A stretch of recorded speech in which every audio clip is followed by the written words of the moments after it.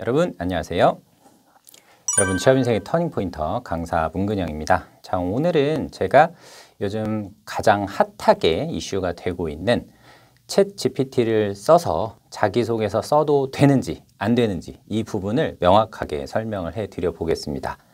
실제로 챗 GPT를 써서 합격을 하신 분들도 꽤 많아요. 자, 그래서 나도 한번 써볼까?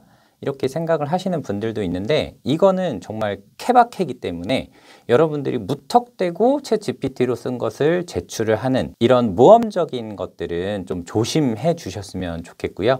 제가 오늘 구체적으로 이런 분들은 이렇게 쓰세요. 이렇게 쓰셔야 합격을 합니다. 라는 것들을 제가 구체적으로 설명을 해 드릴 테니까 오늘 영상 끝까지 집중해 주셨으면 좋겠습니다.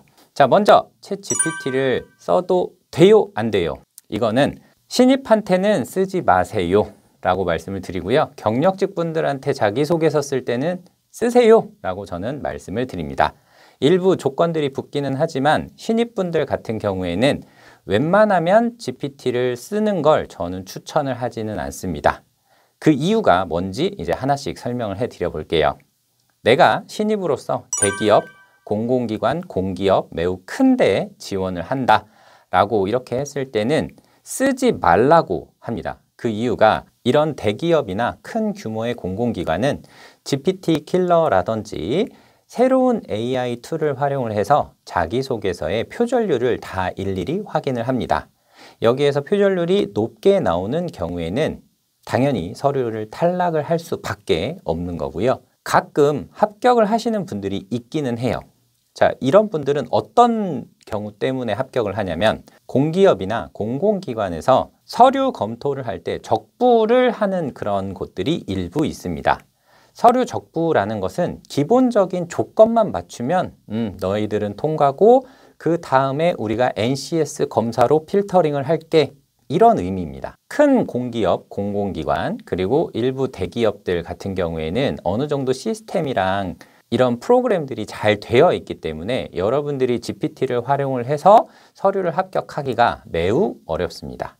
그래서 신입분들의 경우는 저는 웬만하면 쓰지 마세요 라고 이렇게 얘기를 해드려요. 물론 이 GPT를 현명하게 활용을 하시면 좀 더 합격 확률을 높일 수 있는 이런 방법이 있는데 이거는 잠시 뒤에 다시 한번 말씀을 드리겠습니다. 그러면 제가 경력직 분들은 써도 돼요 라고 말씀을 드렸죠. 자, 그 이유는 경력직은 말 그대로 본인 경력 자체가 스펙이 되기 때문에 경력직은 자기소개서의 비중보다는 경력기술서나 혹은 본인 경력이 어느 정도가 되어 있는지에 따라서 합격률이 매우 크게 달라집니다. 그렇기 때문에 GPT로 자기소개서를 쓰더라도 경력직 분들의 합격률은 생각보다 좋습니다. 그래서 경력직 분들 같은 경우에는 회사를 다니면서 이직 준비를 하실 때 자기소개서 쓰는 게 너무 어렵다라고 하시면 GPT를 활용을 해서 본인 자기소개서를 쓰셔도 돼요. 하지만 경력직한테 더 중요한 것은 경력기술서입니다. 경력기술서는 보통 챗 GPT가 쓰는데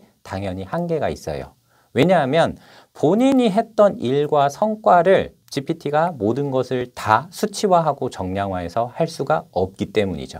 그래서 GPT를 활용을 하는 그런 범위에서는 경력직한테는 자기소개서 정도를 GPT로 쓰면 충분히 합격하시는 케이스 저는 많이 봤습니다. 저한테 컨설팅이 왔을 때 저 이거 GPT로 합격한 서류입니다 라고 하면서 저한테 알려주시거든요. 그리고 저한테도 서류를 딱 주시면 제가 딱 검토를 하면 이거 GPT로 쓴 거네요 라고 이렇게 여쭤보면 보통 다 수긍을 하시면서 얘기를 하세요. 경력직은 회사를 다니면서 이직 준비를 하다 보니 당연히 시간적인 여유가 없어서 GPT 같은 인공지능을 활용을 하시게 되면 분명히 시간을 아낄 수 있는 거는 당연하기 때문인 거예요. 자, 그럼 우리가 가장 중요하게 생각하는 거 GPT를 써서 과연 자기소개서를 합격을 할 수 있느냐 이것을 많은 분들이 궁금해 하실 텐데 제가 가능합니다 라고 말씀을 드렸었죠. 자, 그럼 어떻게 해야 GPT를 가지고서 합격을 할 수 있는 자기소개서를 만드는지 이 부분을 제가 조금 설명을 해 드리도록 하겠습니다. 자, 이것을 설명을 해 드리기 전에 일단 챗 GPT가 어떤 식으로 자기소개서를 작성을 하는지를 파악을 해야 되는데 일반적으로 여러분들이 챗 GPT한테 땡땡 기업의 자기소개서 써줘 이런 식으로 얘기를 하게 되면 챗 GPT는 인터넷 상에 노출되어 있는 신문 기사나 기업의 비전, 인재상, 합격했던 다른 분의 자소서 등 인터넷에 있는 다양한 자료를 기반으로 분석을 해서 약간 범용성이 있는 문장들을 활용을 해서 자기소개서를 작성을 하게 됩니다. 쉽게 얘기해서 집의 뼈대 같은 것은 너무 잘 만들어 줄 수가 있다라는 거예요. 그런데 여기에서부터 문제가 발생을 하게 됩니다. 챗 GPT가 작성을 한 자기소개서를 확인을 해 봤을 때 여러분들이 생각한 것만큼 구체적이지 않아요. 꽤나 추상적으로 다른 사람들이 쉽게 활용을 할 수 있을 정도로 범용 자기소개서 수준을 만들어 놓습니다. 그렇기 때문에 이것을 그대로 제출을 하게 되면 본인 자기소개서가 아닌 티가 많이 나고 설령 이걸로 합격을 한다 하더라도 면접에서 다 걸러질 확률이 높습니다. 그럼 어떻게 해야 될까요? 자, 우리는 추상적인 부분들을 구체화 시켜주는 노력을 하시면 됩니다. 대표적으로 프로젝트를 수행을 했습니다. 이렇게 하는 게 아니라 프로젝트 3건을 6개월 동안 진행을 했습니다. 이런 식으로 본인의 개인화된 에피소드나 수치 이런 부분을 이 안에 포함을 시켜주는 겁니다. 추상적인 부분을 최대한 피하고 구체적이고 객관적인 근거가 있는 내용들을 자기소개서 항목으로 여러분들이 작성을 하게 되면 자기소개서가 GPT가 쓴 게 아니라 내가 쓴 걸로 서서히 바뀌게 되는 것을 느끼실 수 있을 거예요. 결론적으로 말씀을 드리면 챗 GPT로 신입분들이 합격을 하기 위해서는 GPT를 뼈대로 활용을 하고 그 안에 세부적인 가지나 나뭇잎 이런 것들을 붙일 때에는 본인의 노력이 조금이나마 들어가셔야 그래야만 자기소개서가 GPT로 작성을 한 게 아니라 개인이 작성을 한 것처럼 느껴지게 위장을 할 수가 있는 거예요. 그러면 이 부분에서 표절률 자체가 낮아지게 되기 때문에 서류 통과 확률이 생각보다 높아질 수가 있습니다. 자, 챗 GPT를 쓰지 말라. 저는 이렇게 얘기하지 않습니다. 챗 GPT 얼마든지 쓰셔도 좋습니다. 그리고 기업마다 또 자기소개서 항목이 다 다른데 매번 새로운 것을 쓰는 게 힘들다라는 거 저는 잘 알고 있습니다. 이런 상황에서 여러분들이 챗 GPT를 활용은 하시되 내 것처럼 만들어 주기 위해서는 본인의 노력도 조금은 포함이 되어야 된다. 이 정도 노력만으로 합격을 할 수 있다라고 하면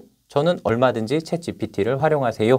이렇게 말씀을 드리고 싶어요. 자, 저는 여러분들이 이 인공지능을 활용을 해서 좀 더 원하는 기업의 서류 통과가 좀 더 잘 됐으면 좋겠다라는 이런 생각이 있는데 제가 오늘 안내해드린 이런 방법들을 좀 활용을 하셔서 꼭 여러분들이 원하는 기업에 합격하셨으면 좋겠습니다.